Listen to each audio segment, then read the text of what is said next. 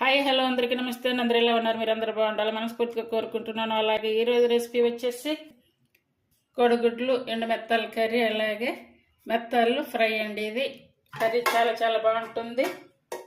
ఇది ఎలా తయారు చేయాలి ఈ వీడియోలో చూపిస్తాను.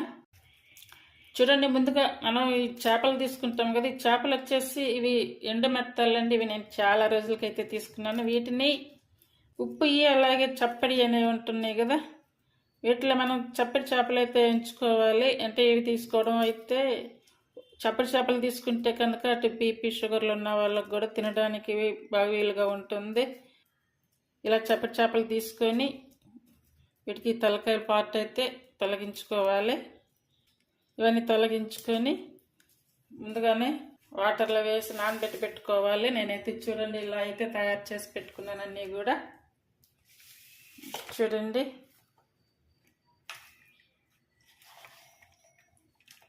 ఈ తలకాయలని కొంతమంది అయితే ఇవి కారం కూడా కొడతారండి. నేనైతే ఎప్పుడు కొట్టలేదు, ఒకసారి ట్రై చేస్తా. పచ్చి చేపలు కడిగేటప్పుడు మామూలుగా ఉప్పు వేసి కడుగుతాం కదా, అలానే నేనైతే వీటికి కూడా ఇలా ఈ కళ్ళు ఉప్పు ఉంది కదా, ఈ ఉప్పు వేసి అయితే ఇలా అయితే క్లీన్ చేసుకుంటున్నాను.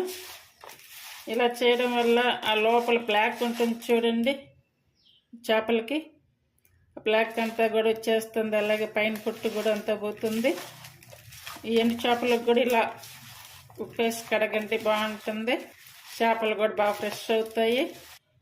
చూడండి, ఈ చేపలన్నీ కూడా ఇలా అయితే నీట్గా ఇలా క్లీన్ చేసి అయితే పెట్టేసుకున్నాను. వీటిని ఇప్పుడు గుడ్లు వేసి గ్రేవీకి అయితే కర్రీ తయారు చేసి చూపిస్తాను. వీటికి వచ్చేసి ఇప్పుడు చిన్న టమాటాలు వచ్చేసి ఒక 3, అలాగే ఆనియన్ 1, పచ్చిమిర్చి 4, అలాగే చింతపండు.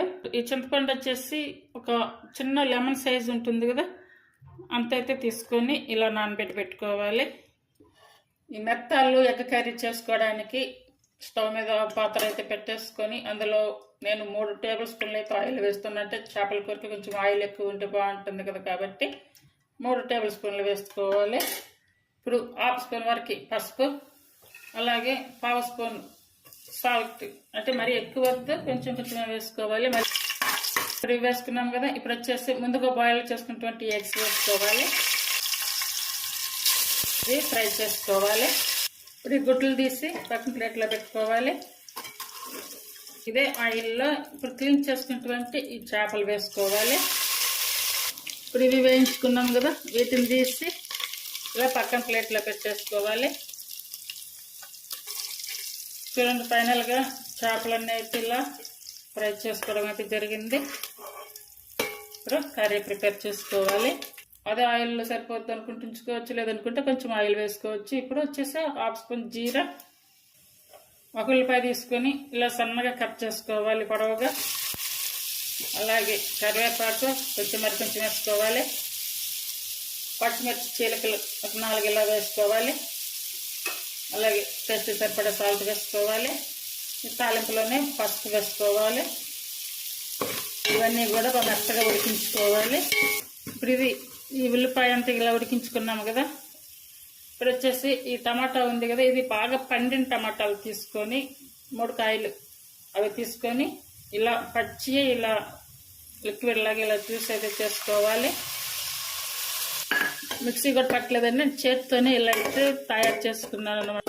ఒకవేళ మీకు చేతితో తయారు చేయడం వీలు పడదు అనుకుంటే కనుక ఇలా టమాటా ప్యూరీ తయారు చేసుకొని ఇలా వేసుకోవచ్చు. ఇప్పుడు ఒక మిక్సీ జార్ తీసుకొని, ఇది కర్రీ పౌడర్ అండి. ఒకవేళ మీ దగ్గర ఈ కర్రీ పౌడర్ అనేది లేకపోతే కనుక ధనియాలు, జీరా అవి కూడా వేసుకోవచ్చు. ఇది వచ్చేసి జీరా పౌడర్, అలాగే ధనియాల పౌడర్ 1/2 స్పూను. ఈ కర్రీ పౌడర్ కనుక మీ దగ్గర లేకపోతే ధనియాల పౌడర్, జీరా పౌడర్ తీసుకొని, అలాగే ఈ వెల్లుల్లి కొంచెం ఎక్కువగానే తీసుకోవాలి. ఈ వెల్లుల్లి వేసి ఇలా మెత్తగా చేసుకోవాలి. చూడండి, ఇలా అయితే చేసుకోవాలి మెత్తగా. ఇందులో నేనైతే ఇంకా అల్లం అదేం వేయట్లేదండి, ఓన్లీ వెల్లుల్లి ఎక్కువగా తీసుకొని ఈ పౌడర్లను వేసి ఇలా మెత్తగా అయితే చేసుకోవాలి. ఇప్పుడు ఇదంతా ఇలా ఉడికించుకున్నాము కదా, వచ్చేసి ఈ మిక్సీ పట్టుకున్నటువంటి ఈ పౌడర్ అంతా కూడా ఇందులో వేసుకోవాలి. కారం నేను 1.5 స్పూన్ వరకు అయితే తీసుకున్నాను. ఇదంతా కూడా బాగా కలుపుకోవాలి. వాటర్ వేసి వాటర్ కూడా ఇందులో పోసుకోవాలి. ఇప్పుడు వచ్చేసి చింతపండు చూపించాను కదా, ఆ చింతపండు రసం తీసుకొని ఇందులో వేసుకోవాలి. టమాటా పేస్ట్ తయారు చేశాను కదా, ఆ తొక్కలు కూడా అయితే ఇందులో వేసి నేను ఇలా అయితే కలిపాను. వాటర్ వచ్చేసి మనకి కర్రీకి సరిపడా వాటర్ పోసుకోవాలి. ఇప్పుడు మనకు కావాల్సిన వాటర్ పోసుకొని కర్రీలో ఒకసారి అంతా కూడా బాగా కలుపుకొని ఫుల్ ఆన్ మీద పెట్టి పొంగొచ్చే వరకు ఉడికించుకోవాలి. ఈ పులుసు ఇలా మరుగుతుంది కదా, ఈ మరిగే టైంలో మనం ముందుగా ఫ్రై చేసుకున్నటువంటి ఈ చేపలు ఉన్నాయి కదా, ఇవి అంతా కూడా ఇలా వేసి గంటి పెట్టకుండా అవి ఉడికించుకోవాలి. ఆల్రెడీ ఫ్రై చేసాం కాబట్టి ఇవి చాలా తొందరగా కూడా ఉడికిపోతాయి. ఒక గంట కూడా పెట్టవలసిన అవసరం లేదు. ఇట్లాగే ఫుల్ ఆన్ మీదే పెట్టుకుంటే మనకి కర్రీ గ్రేవీ అనేది వస్తుంది. కావాలనుకుంటే కొంచెం ఇగురు కూరగా కూడా చేసుకుంటే బాగుంటుంది. ఇప్పుడు చూపిస్తా చూడండి కర్రీ అయితే మంచిగా ఉడికింది కూడా. ఇప్పుడు సాల్ట్ అవన్నీ కూడా ఒకసారి చెక్ చేసుకొని ఒక 5 మినిట్స్ చేపలు వేసాక ఒక 5 మినిట్స్ అయితే ఇలా వచ్చేసి ఉడికించుకుని ఇప్పుడు కూర కూడా దగ్గర పడింది. ఇప్పుడు బాయిల్ చేసుకున్నటువంటి ఎగ్స్ వచ్చేసి ఇందులో వేసుకోవాలి. మిడిల్ ఆన్ మీదకి మార్చుకుంటూ ఒక 5 మినిట్స్ ఉంచుకోవాలి. ఈ కాంబినేషన్ రెసిపీ మీకు నచ్చినట్టయితే ప్లీజ్ లైక్ చేసి షేర్ చేసి సబ్స్క్రైబ్ చేయండి. చాలా సింపుల్గా చాలా ఈజీ పద్ధతుల్లో ఎండు మిరపకాయలు అలాగే గుడ్లు గ్రేవీ కర్రీ అండి, చాలా బాగుంటుంది. ట్రై చేయండి. మనకి ఇలా కర్రీ దగ్గర పడింది అనుకున్నాక ఇప్పుడు సిమ్ మీద పెట్టేసుకోవాలి. చూడండి మనకి కర్రీ అంతా కూడా ఇలా బాగా దగ్గర పడింది అని ఉంచేసుకోవాలి. ఇప్పుడు వచ్చేసి ఇలా సన్నగా కట్ చేసుకున్నటువంటి కొత్తిమీర వేసుకోవాలి. ఇప్పుడు స్టవ్ ఆపేసుకోవాలి. కంటి చూపుకి జుట్టుకి మనకి పచ్చి చేపలు ఎంత ఆరోగ్యానికి ఎంత మంచిదో అలాగే ఈ ఎండు చేపలు తీసుకోవడం వల్ల మనకి ఆరోగ్యానికి అంతే మంచిది. ఇలా కోడిగుడ్లు వేసి ఇలా ట్రై చేయండి, చాలా చాలా బాగుంటుంది కర్రీ. ఈ కర్రీ ఇలా అయ్యింది కదా, వీటితో ఇప్పుడు మీకు ఫ్రై తయారు చేసి చూపిస్తాను. ఆరోగ్యానికి ఎంత మంచిదైనటువంటి ఎండు మెత్తలు అలాగే కోడిగుడ్డు అండి. కర్రీ చాలా చాలా బాగుంటుంది. చాలా తక్కువ టైంలో చాలా ఈజీ పద్ధతిలో తయారు చేసుకోవచ్చు. ఎండి చేపలు కోడిగుడ్డు గ్రేవీ ఇగురు కర్రీ అండి, ఇది చాలా బాగుంటుంది. అందరూ కూడా ట్రై చేయండి.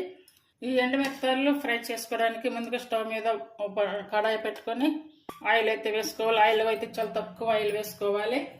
ముందుగా క్లీన్ చేసుకున్నటువంటి ఈ చేపలన్నీ కూడా ఇందులో వేసుకోవాలి. హాఫ్ స్పూన్ వరకు పసుపు, కొంచెం పసుపు ఎక్కువ వేసుకోవాలి. చేపల నీసు వాసన అనేది రాకుండా ఉంటుంది. అలాగే టేస్ట్ సరిపడా సాల్ట్, ఇవి మిడిల్ ఫ్లేమ్ మీద పెట్టుకొని వేయించుకోవాలి. సాల్ట్ వేసుకునేటప్పుడు కొంచెం తగ్గించి వేసుకోవాలి. చూడండి ఈ చేపలన్నీ కూడా ఇలా ఫ్రై చేసుకున్నాం కదా. పప్పు, రసం, సాంబార్, సయాల అన్నంలోకి సైడ్ డిష్గా చాలా చాలా బాగుంటుంది. ఇలా తయారు చేయండి. అలాగే ఇప్పుడు ఇందులోకి వచ్చేసి కారం, ఈ కారం వచ్చేసి వెల్లుల్లి కారం. ఇందులో వచ్చేసి కారం, సాల్ట్, వెల్లుల్లి ఈ 3 కలిపి చేసిన పౌడర్ అన్నమాట. ఇది వచ్చేసి 2 స్పూన్ల వరకు అయితే వేసుకోవాలి. అందుకే ముందు వేయించేటప్పుడు సాల్ట్ కొంచెం తక్కువ వేసుకోమని చెప్పాను. ఈ కారం వేసుకున్నాక 1-2 నిమిషాలు అలా ఉంచేసుకొని మనకి కావాలి అనుకుంటే కనుక కొంచెం లెమన్ కూడా పిండుకోవచ్చు, టేస్ట్ బాగుంటుంది. స్టవ్ ఆపేసుకొని ఈ లెమన్ వచ్చేసి కొన్ని చుక్కలు అయితే వేసుకోవాలి, అంటే ఒక హాఫ్ పీస్ కూడా పడుతుంది. ఇలా కలిపేసుకోవాలి. చూడండి ఎండుమిరపకాయలు కోడిగుడ్ల కర్రీ అలాగే ఎండుమిరపకాయలు ఫ్రై, ఇది చాలా చాలా బాగుంటుంది. నచ్చితే కనుక ఫాలో అవ్వండి. ఎండుమిరపకాయలు